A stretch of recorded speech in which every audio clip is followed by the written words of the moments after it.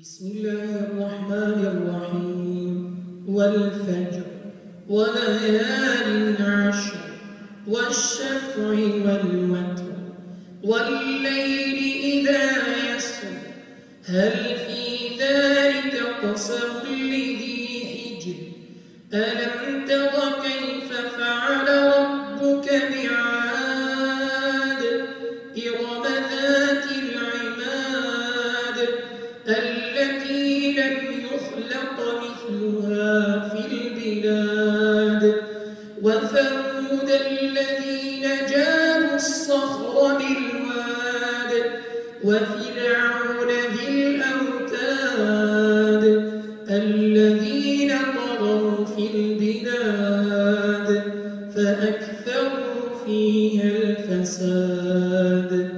فصب عليهم ربك سوط عذاب إن ربك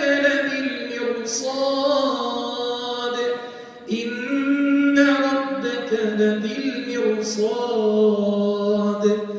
فأما الإنسان إذا ما ابتلاه ربه فأكرمه ونعمه فيقول ربي أكرمن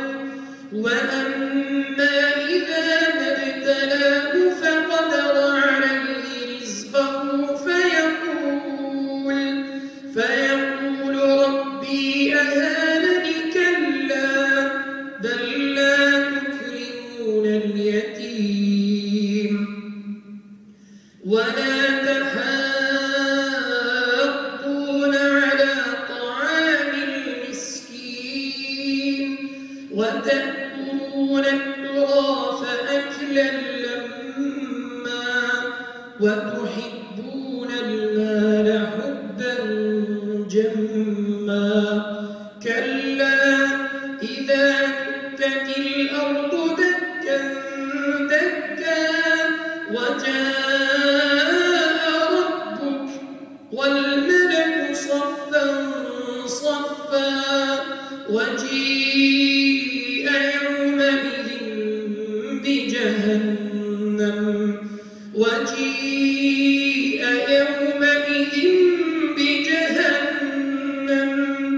يومئذ يتذكر الإنسان وأنى له الذكرى يقول يا ليتني قدمت لحياتي فيومئذ لا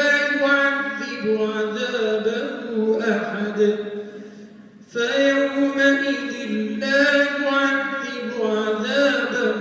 أحد ولا يوثق وثاقه أحد يا أيتها النفس المطمئنة ارجعي إلى ربك راضية مرضية فادخلي في عبادي وادخلي جنتي.